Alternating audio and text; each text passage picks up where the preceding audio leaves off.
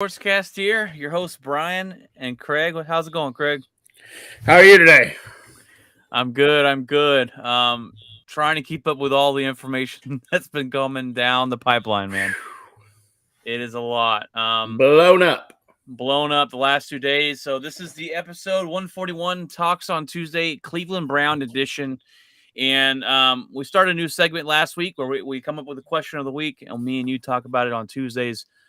Now, the question this week is coming after we got the suspension for Deshaun Watson. The question is, can the Cleveland Browns make it to the playoffs despite Deshaun Watson missing 6 games? We got your headlines of the week, including the six game suspension for Deshaun Watson. We have the NFL has punished the Miami Dolphins. We have a contract for Deebo Samuel. We got some baseball news as well as today is the trade deadline. And a legend passes away. Coming up right after this, guys.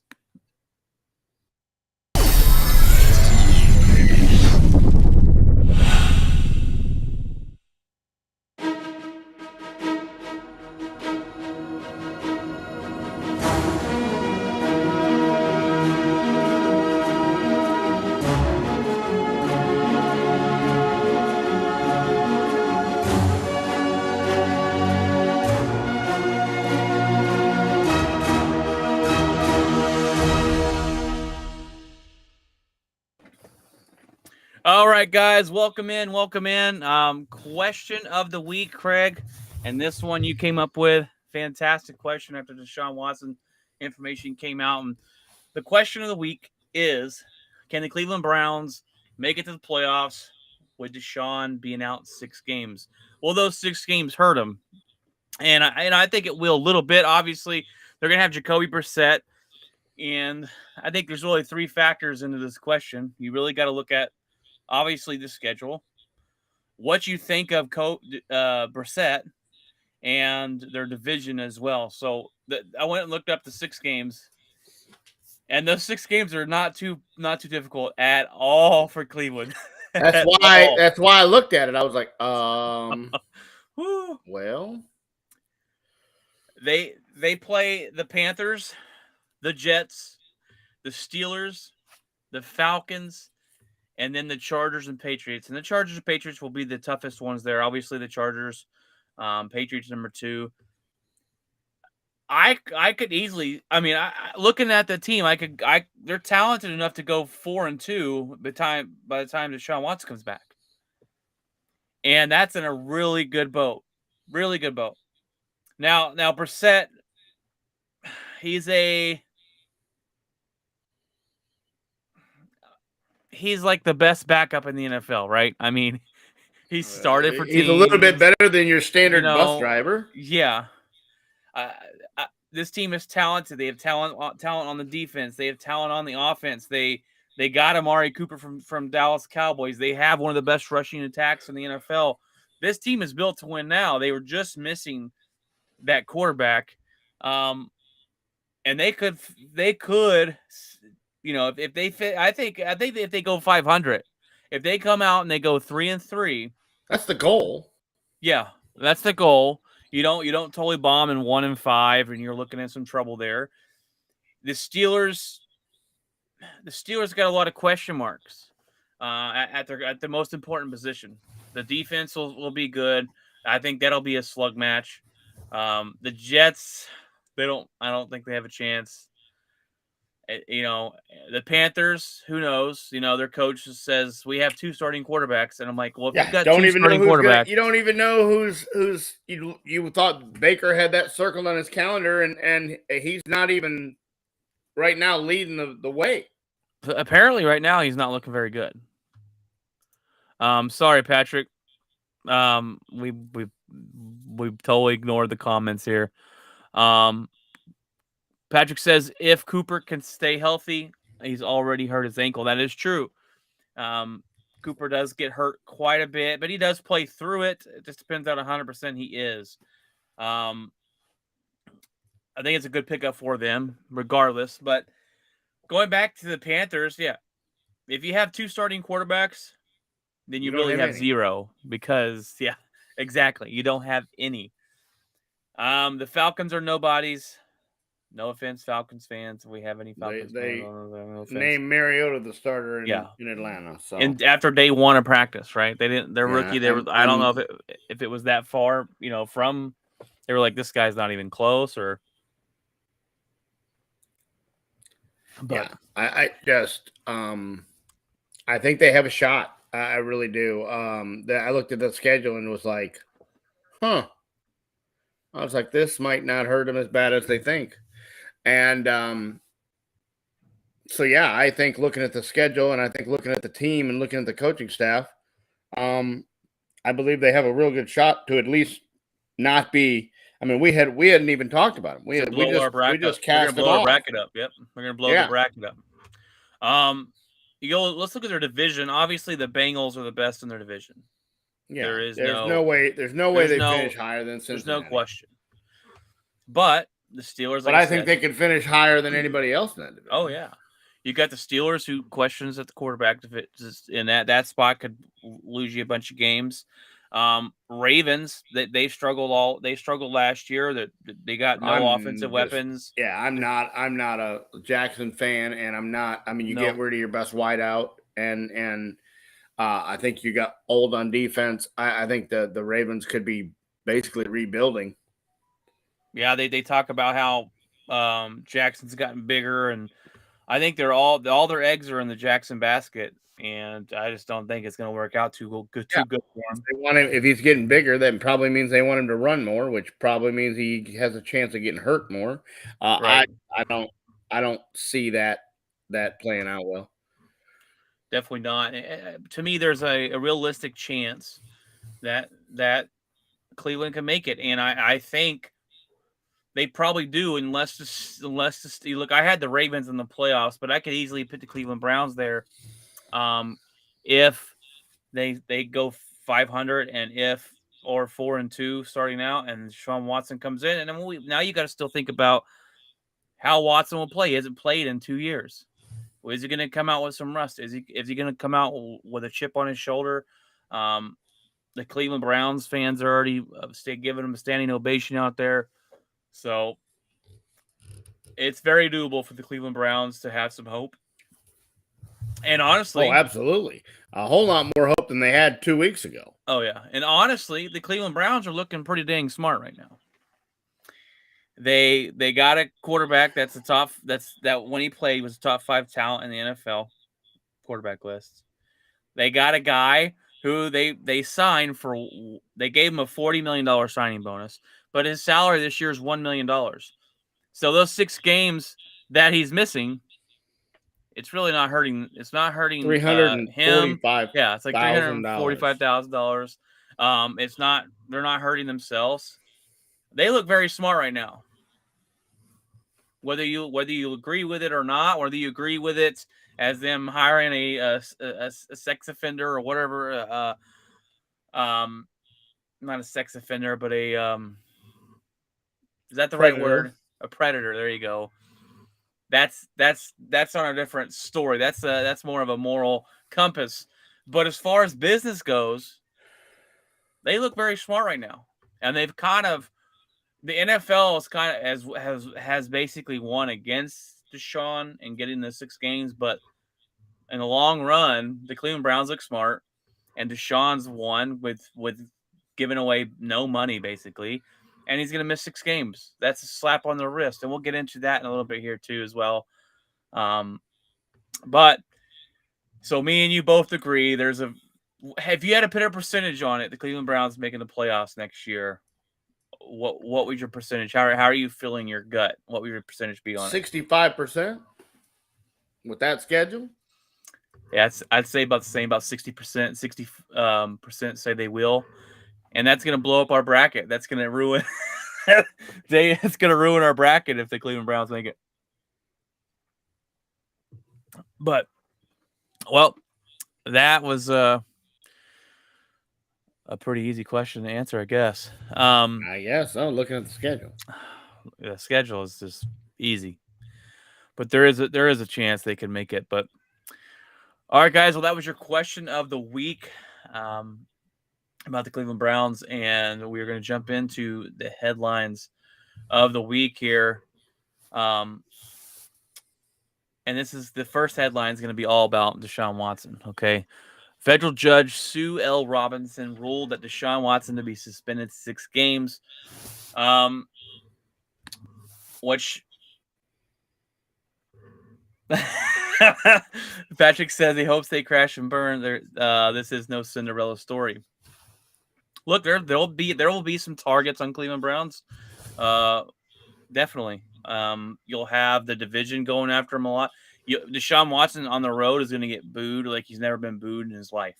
I guarantee it.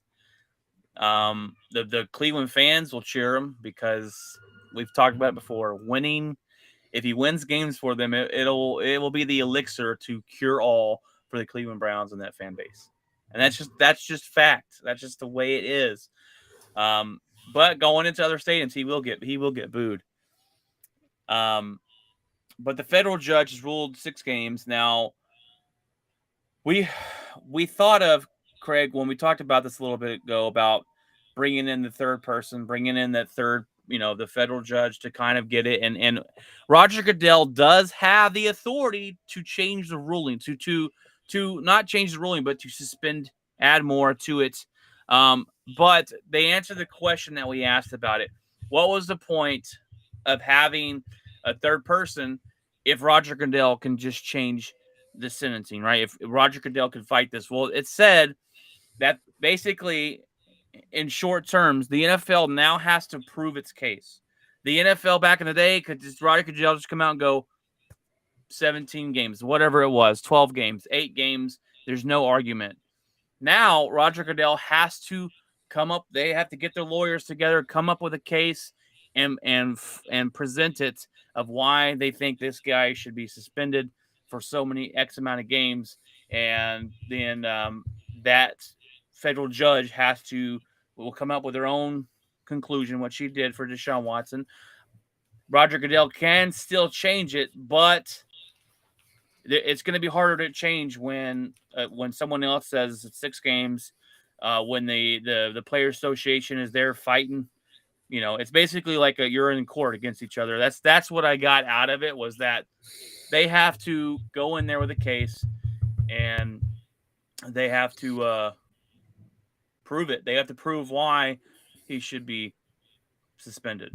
Does that make sense? Now, I mean, yeah, kind of. But I mean, the bottom line is they didn't prove it the first time to the judge. They didn't present any of the cases. They presented 4 of the 24.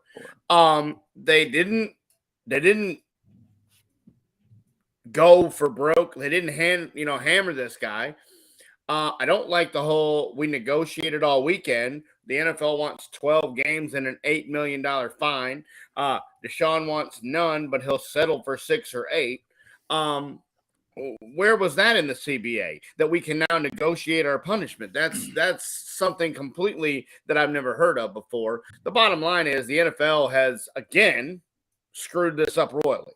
I understand the judge's side point of, this is what I looked at their CBA. Their CBA says if you violate the conduct policy of the NFL, you get 6 games. And he violated the conduct policy by doing this, this, and this, so he's getting 6 games. And that's what the rule was before, so that's what I went with. I get it. But I also get that it's a female judge, and you had 24 women that were, abused or mistreated by this guy, and the behavior never changed itself, and here you are voting against. I mean, this ruling completely takes a slap to the face of every single one of these women that had done to him. This guy walks into a massage parlor and does whatever he wants to do, and basically this tells the NFL, you can do whatever you want, you're going to get 6 games. That's most you're going to get. So that's all you're going to do. So if you're willing to look at your schedule and go, yeah, I can miss 6 games, you can go into the massage parlor or whatever you want to do and do whatever you want to do. This is absolutely, you can't do it.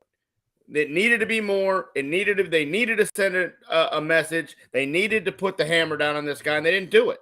And now you're in an appeal process. Well, guess what? If you go and appeal it, guess what that means? While it's being appealed, he can play. So Yep. go ahead and let him play the first 3 or 4 games, and no, just let it go. I mean, they only have till Wednesday or Thursday. They have 3 days, 3 business days, and this came out Monday, I believe. So they have till Thursday, I think, to file anything. And I haven't heard. It's been crickets. This is basically the decision. I have heard nothing from Goodell. Nobody's from the NFL side has come out and said, we disagree with this. We're going to go after him. We're going to, deal. And they're not going to do it. Well, It's an absolute travesty. They're saying that the NFL's outraged. The NFL's so mad. First of all, then they should have appealed it already. If the NFL was so mad, Goodell should have appealed it and fought for more games. On Monday afternoon. There's this false pretense. They want you to believe that they're so angry, that they care about what happened to these women, and they don't. The NFL it's all about ratings. The NFL has straight up told you that betting on NFL games is worse than sexually assaulting 24 women. Think about that. Think Calvin Ridley got a full season of game suspension for betting on football, and here's a guy that went into a massage parlor 66 times, 24 women came out, and did whatever he wanted to do, made them feel really uncomfortable, made them touch places that they weren't supposed to be touching, and he's going to walk away with 6 games, all because nothing was criminal, and because the NFL has butchered so many other so many other rulings in the past that the judge said, well, I can't go off of what I got to go off of what they've done. And the NFL saying nothing has been done in this magnitude before. 24 women, and the judge said that's not fair. The judge said you can change that ruling. You can change the rules after this, but it's not fair for them to change the rules basically now. And because they don't like what happened, they can set that ruling later on. It's a travesty. Deshaun Watson deserves a full season. I thought we were looking at 12 games being the minimal, and we didn't even get 12 games. And how do we allow in the NFL the Cleveland Browns to go, hey, we know you're going to get suspended, so we're going to move this money over here to a signing bonus. They can't touch that money. How does that? This should have cost him $20 million, and instead it cost him $345,000, and he gets to do whatever he wants. With these rules, we're just doing whatever we want to do. And we literally were doing whatever we want to do, and it's all insane. about the money. They want you. Yeah, I mean, he never loses any money. He loses 6 games that 4 of them are against high school teams, and doesn't matter. And it's about ratings in the NFL. Yeah. They want you to believe that he's angry and that they're angry and they're mad, but really in the back of their head they're going, we get a superstar quarterback on the field after 6 games. That's great for ratings. Yeah, and that's why they won't appeal it, because if they appeal it and he misses different games, well, now he's going to miss the Steelers game. Now he's going to miss the Bengals game. We don't want to do that. We're going to leave him miss the games that nobody's going to watch anyway. Who's watching the Browns and the Panthers? Nobody. And this is ridiculous. They had a chance to put the foot down. Yes. And set an example going forward with this new system, and they completely failed. And we're going to see the same old crap we've always seen from the NFL. This system's worse. At least Goodell came out with multiple. I mean, it was unprecedented, different number every time, but at least it was kind of fitting.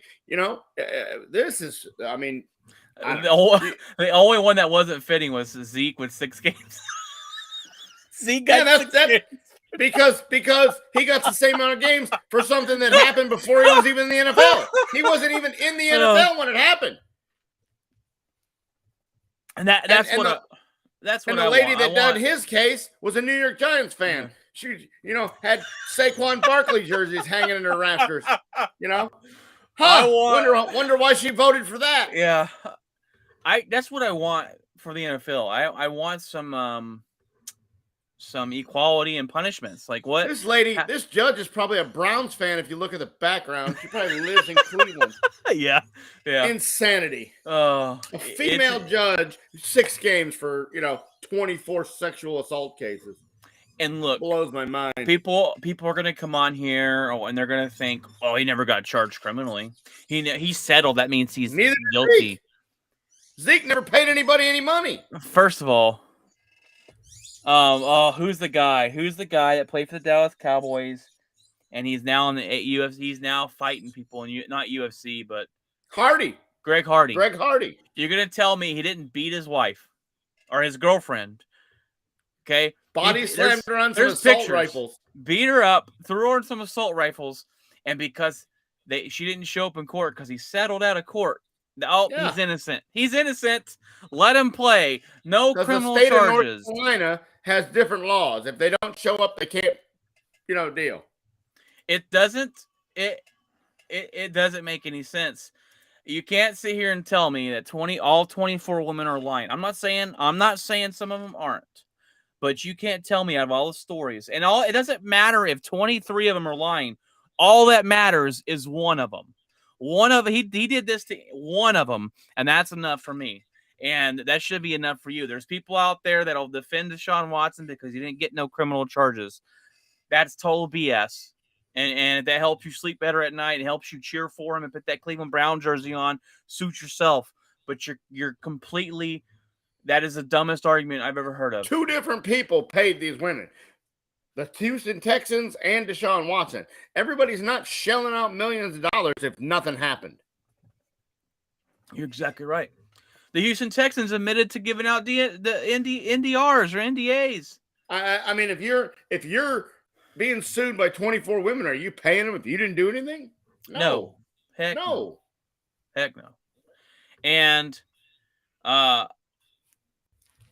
Deshaun Watson took those NDRs and said, I got this paper says I can do whatever I want. Yeah. Killed whatever I want. Yeah. Oh my gosh. Everybody but Cleveland Brown fans are as mad as we are about this. And hopefully Goodell will do something. Yeah, except for Goodell. Yeah. All right. Well, the NFL has also punished the Miami Dolphins today. The NFL stripped the Dolphins of their 2023 first-round pick. This seems more extreme. Yes. You ain't lying. They also fined the owner, Stephen Ross, $1.5 million and suspended him until October for tampering with Tom Brady. And if you remember the whole Brian Flores firing debacle, and Brian Flores came out and said that the owner was wanting to pay him to lose games. And we were like, man, the Miami Dolphins owner, if this is true, is going to have to sell his team. That's the integrity of the game. That, interesting enough, all this punishment was for tampering with Tom Brady. I read an article today and it talked about there is no proof in the investigation they did that the owner was saying to lose games. Because it's Flores' word against the owner, and the owner knows he's going to have to sell his franchise, so he doesn't, he doesn't deal. I don't know. To me, there was an investigation by the NFL, and it said they didn't find any. But I mean, it's really the owner. If they have nobody else other than Flores to prove that he said it, then it's going to be Flores' word, and you got to take the owner's. No, yeah. So, Patrick said that Roger looks like he's humped a few tables. I'm guessing Roger Goodell. Is that a shot at Aaron Rodgers? I don't. Yeah, who knows. That's more harsh than the Deshaun Watson punishment. That's insane. Yeah, a first-round pick. I mean, I don't know, a first and a third, and $1.5 million, which that's nothing. But I mean, and then he can't show up to any of the games until October, so he's going to miss the first month and a half of the season. Did you? He said not Aaron. Yeah, Roger Goodell. Yeah, Roger Goodell looks like a. Roger Goodell's going to lose his job, hopefully, after the whole lawsuit. Hopefully, we're hoping that comes out. Hopefully, this helps. Yeah, they'll just throw that on there onto the fire, the cherry on top.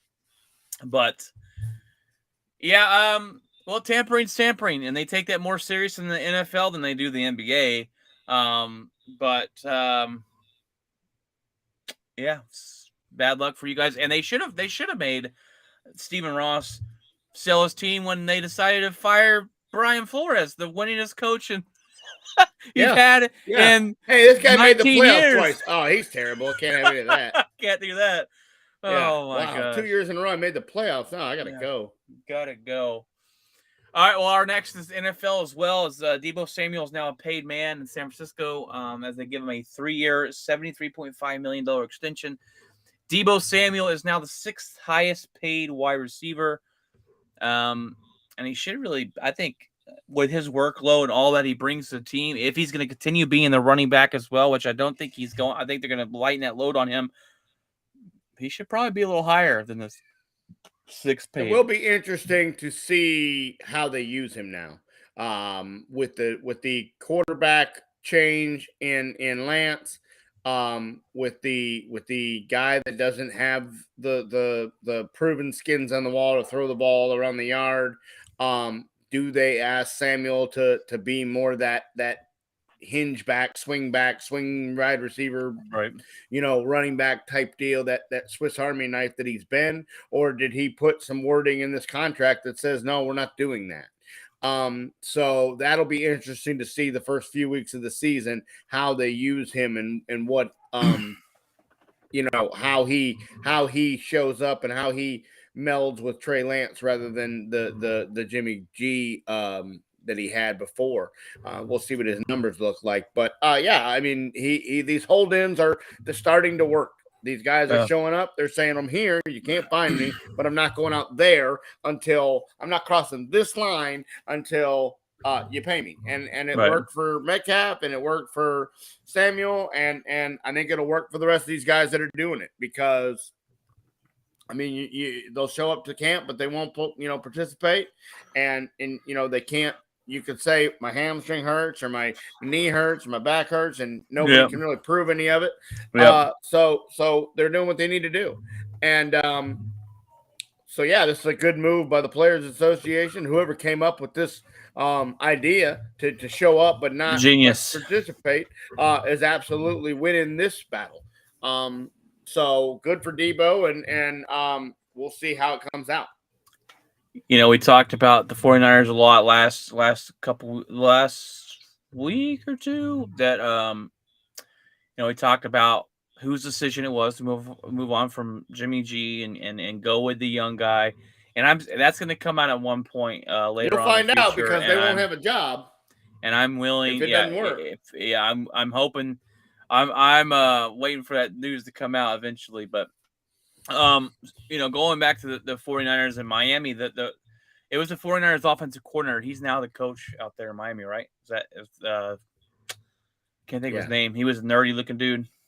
No offense to anybody, but the nerdy looking dude with the glasses. What's his face? Can't think of his name. You looking that up? Yeah.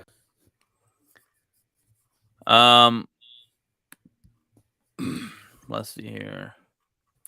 Well, there's bad news in the Denver Broncos. Mike McDaniel? Yes, that's it. Mike McDaniels. I'm interested to see how he does out there. I thought he did a good job. Better hope he doesn't make the playoffs 2 years in a row, because then he'll get fired. Yeah. I put it in wrong order here, Craig, but we're gonna jump down to the Denver Broncos, Jeff. Sorry, buddy, but you got some bad news today as wide receiver Tim Patrick was carted off the field, and it's confirmed he's tore his ACL, so he will be out the whole year. And then your running back, don't worry, it wasn't your number one running back. I think it was a rookie running back, Crockett, also went down with a leg injury, and he was carted off the field as well. Some bad injuries there for the Denver Broncos. Tim Patrick, I believe, led the team last year in receiving, so that's not good news for them.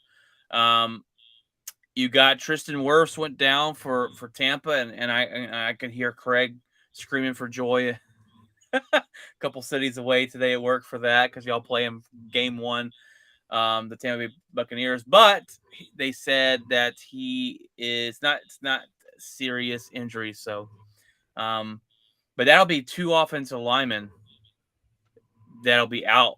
I mean, Wirfs might miss The first game. We don't know yet. He could be back, but they're going to miss their center. So that's pretty good for you guys to be, good luck stopping Micah Parsons. Yeah. Getting Tom Brady when your whole line's injured. But we hate. I mean, I joked about that, but I don't want anybody to get injured, and I don't want, especially now, like No, look, getting into they the were saying this preseason is the third guy in Denver that's torn an ACL like this, like a third wide receiver in the past few years.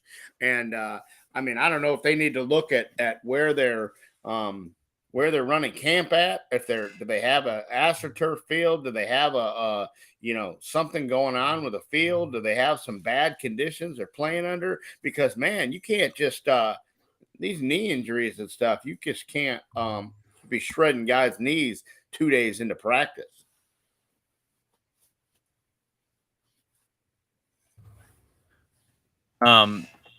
Yeah, I don't know. I don't know where they. I mean, it's a good question. Turf, grass. I know. We've seen Chicago. Chicago has some horrible grass. Horrible grass. I hate my team not to go there because it's like, oh. Yeah. We have the MLB trade deadline. Of course, Juan Soto's the major one there. Juan Soto's trade to the Padres, and this is the biggest haul I think ever in Major League Baseball. Is it not? Like the biggest. Yeah, basically, and it almost didn't get done. Yeah, the original deal had Hosmer in it, yeah. and Hosmer's got a no trade clause, and he had to approve the deal. Well, he didn't.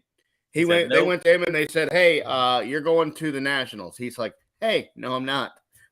They're terrible, and I'm not going. I have a no trade clause." They were like, but he's like, "I don't care, not going."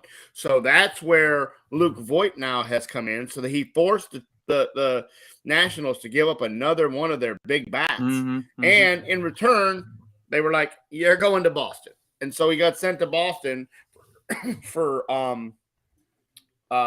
cash considerations, and which I'm guessing is that he had one swing at the no trade clause.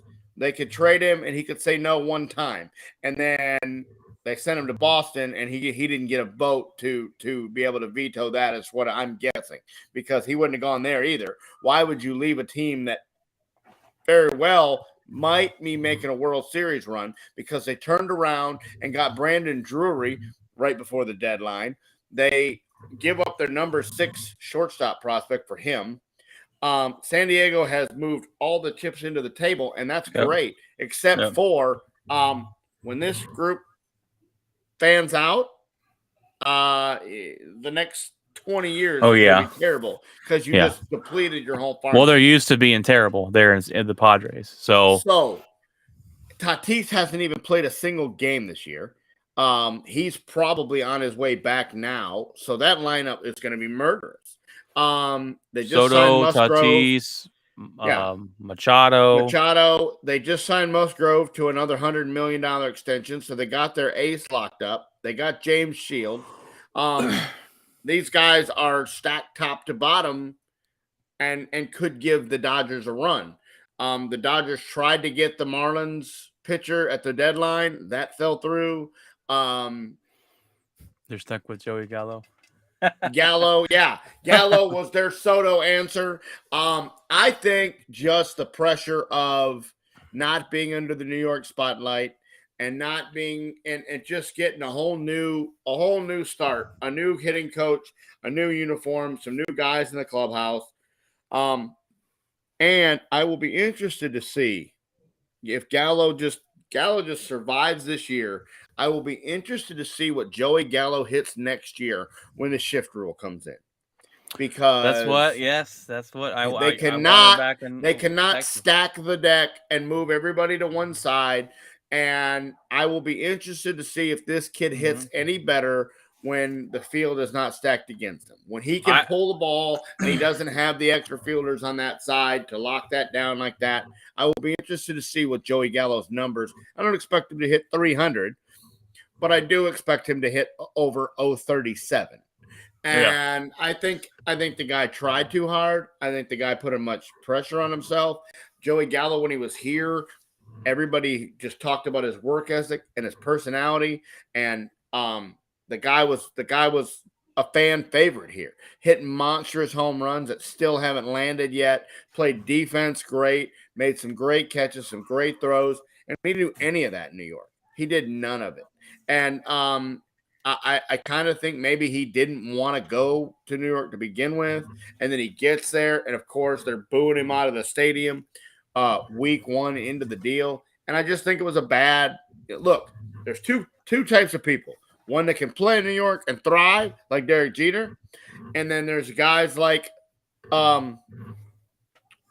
the guy from the Cleveland Indians that went Javi Baez and them went up there to New York last year and couldn't handle it. They couldn't handle the booing and couldn't handle the deal and we're telling the fans, come on, egg it on, and trying to get in wars with the fans of talking trash to each other.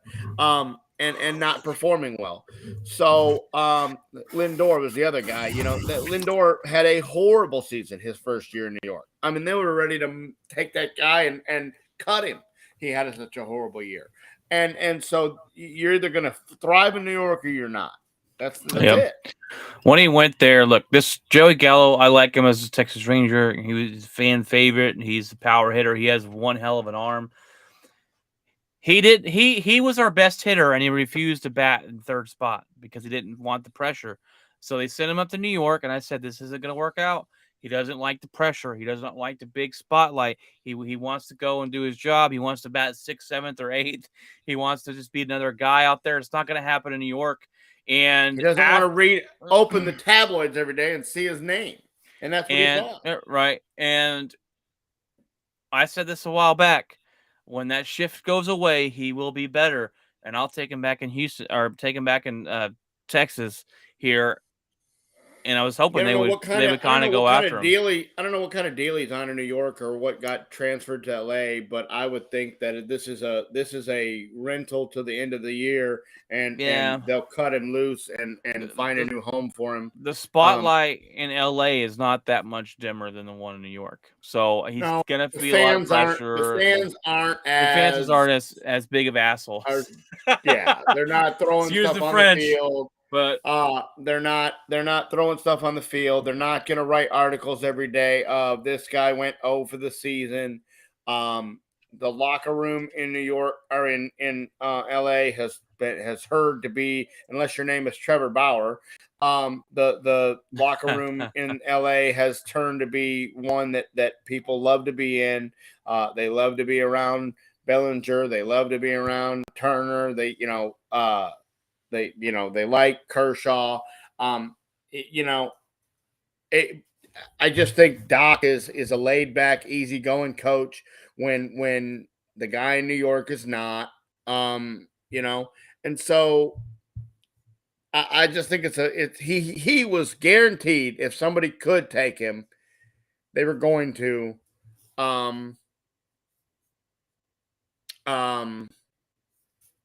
So I just think it's a good thing for Gallo to get out of there and get a fresh start and deal.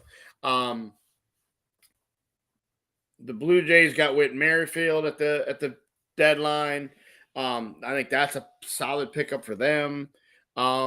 Just a bunch of moves today that makes this down the line going to be an amazing race.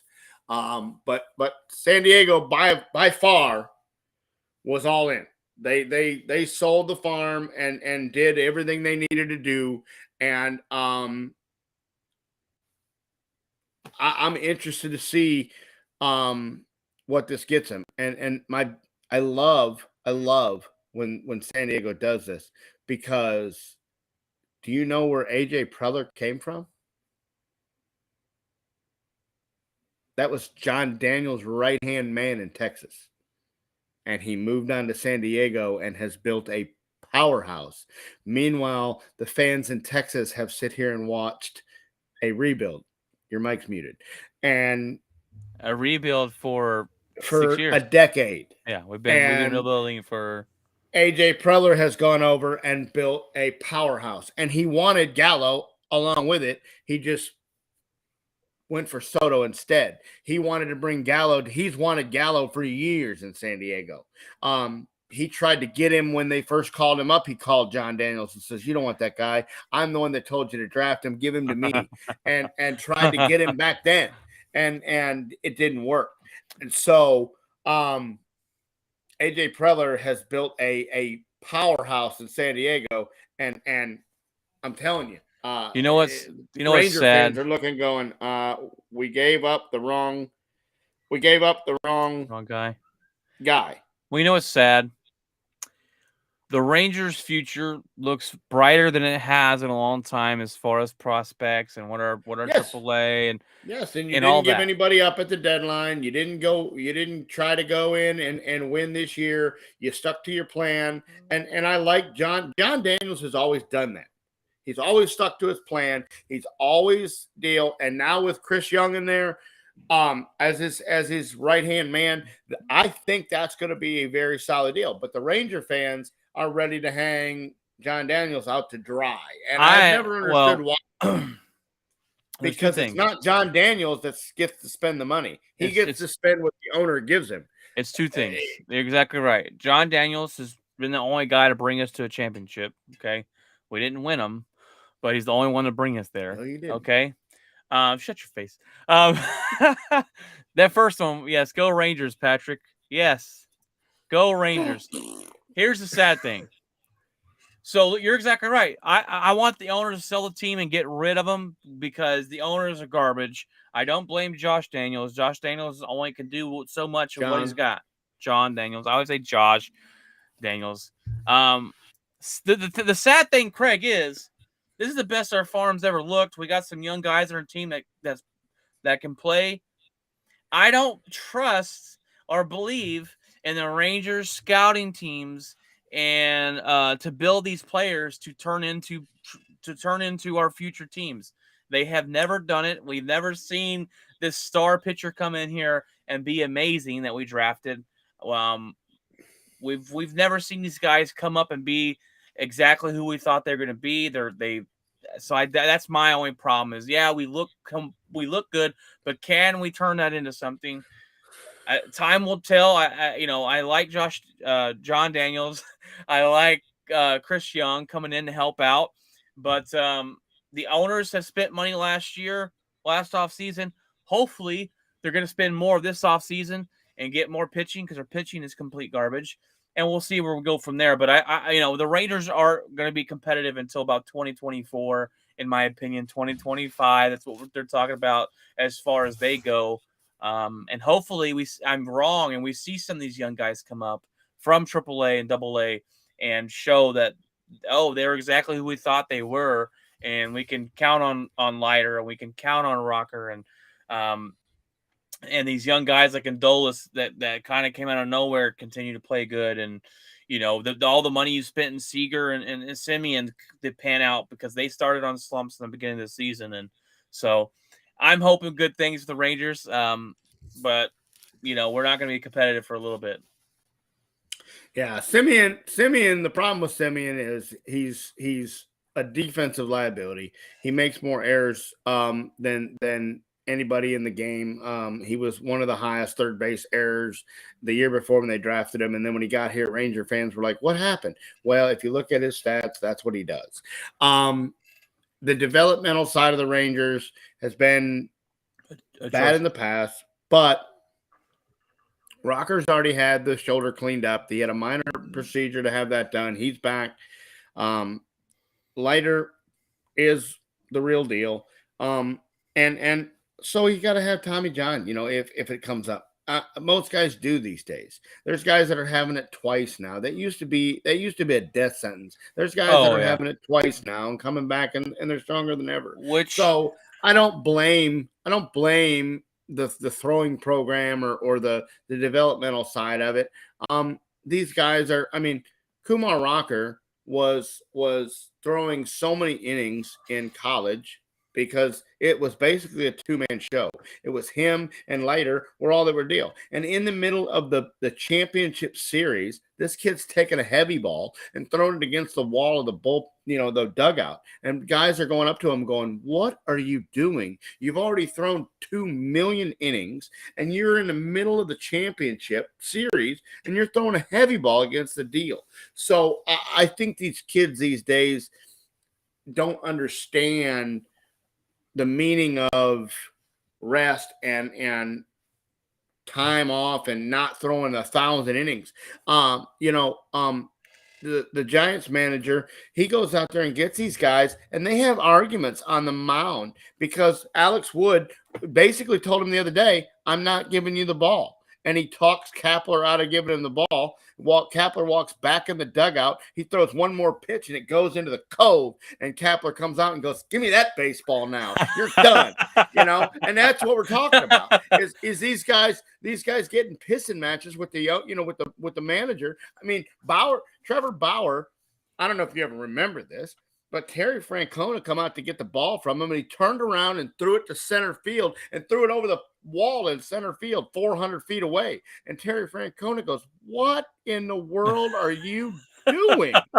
Have you looked?" And that was Trevor Bauer's last game in Cleveland. They got rid of him. Yeah. And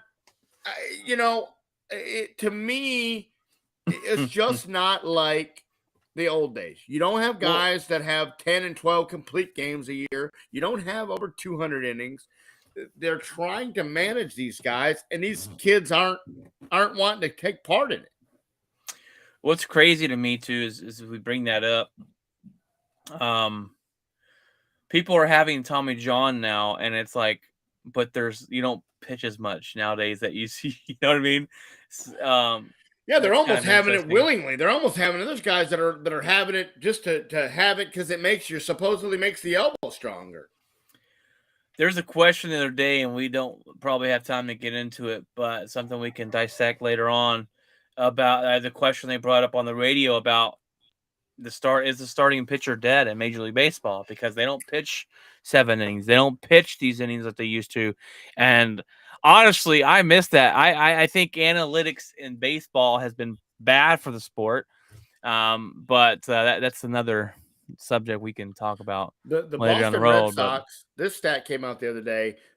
The Boston Red Sox have gone 29 starts without the starting pitcher recording a win. That's the third longest streak in Major League Baseball history. And that's I don't insane. Know, it might be at 31 or 32 now. That was a couple days ago. So 29 straight games in which your starter hasn't gotten a win. I guarantee the Rangers have somebody that, that has a win in 29 games. And so that the starters aren't going 5 innings. The first time that they go through the lineup, if 2 guys get a hit, they got somebody in the bullpen warming up already. It's the new deal. Your long guys, your middle relievers, your bullpens.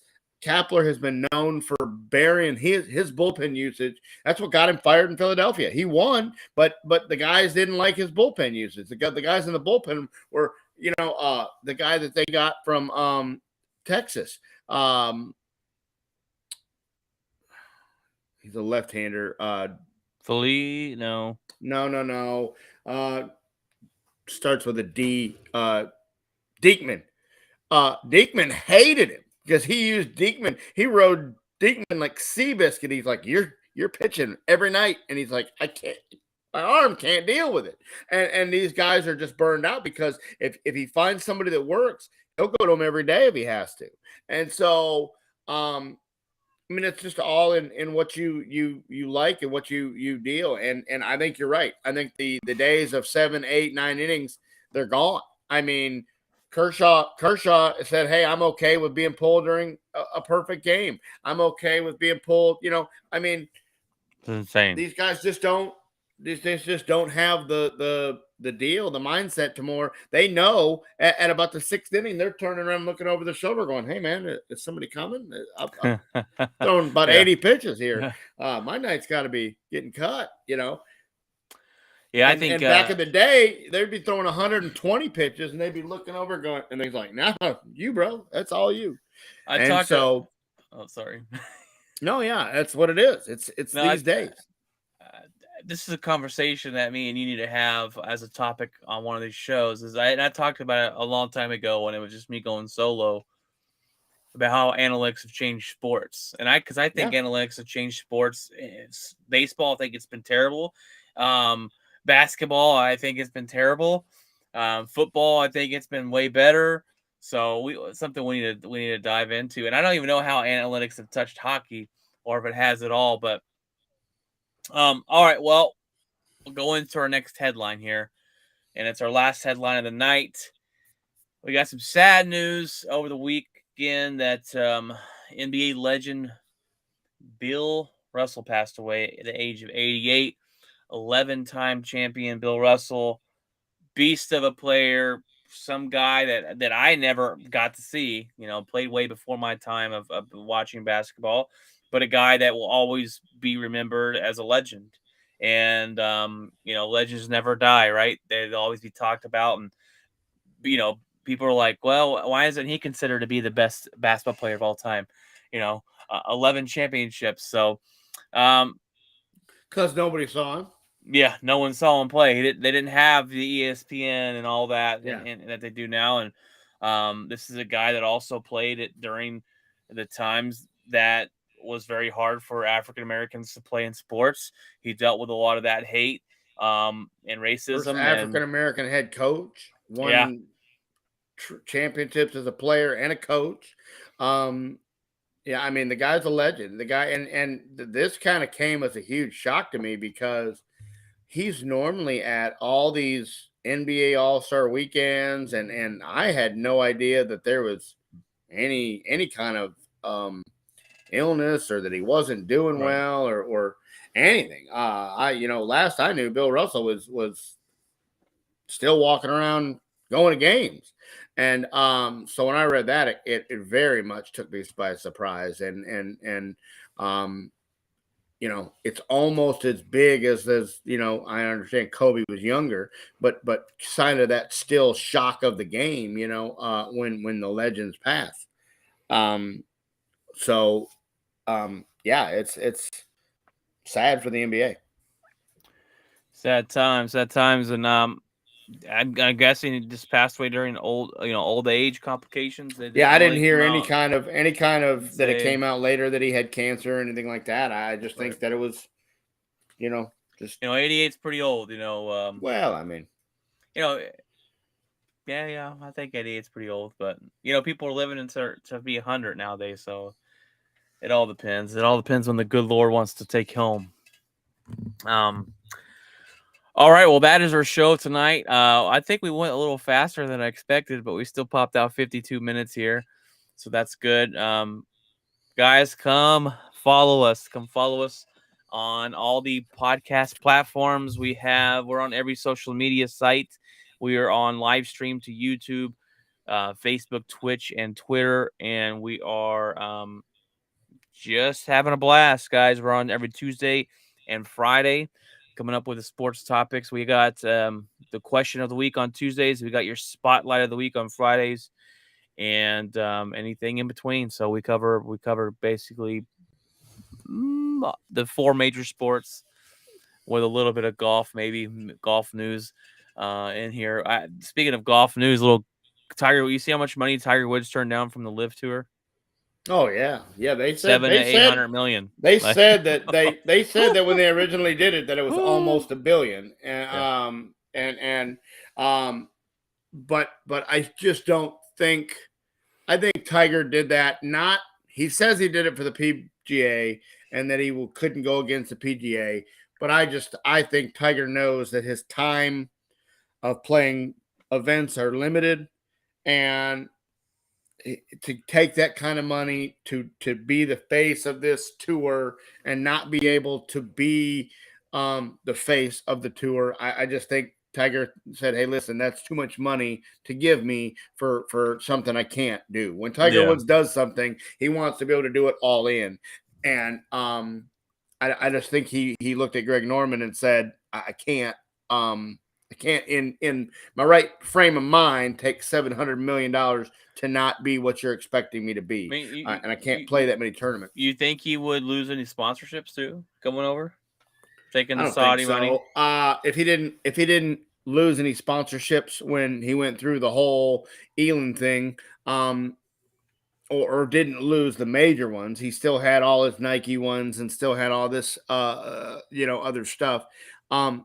He might have, but these guys really aren't losing sponsorships. I mean, Kepka's still drinking Ultra, and I just think, I mean, look, everybody makes money, and Yeah. nobody actually looks at where it came from. I think the uproar over this is so dumb.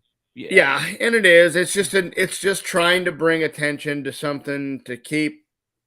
I almost think it may come out one day that the PGA had a hand in it and helped create this to create a bigger buzz and try to grow the sport about golf. because that's all Greg Norman's trying to do is just create another avenue for these guys to play and Patrick says, when are we talking about Olympic curling? Hardest sport there is. Now, look, I don't get me wrong, Patrick.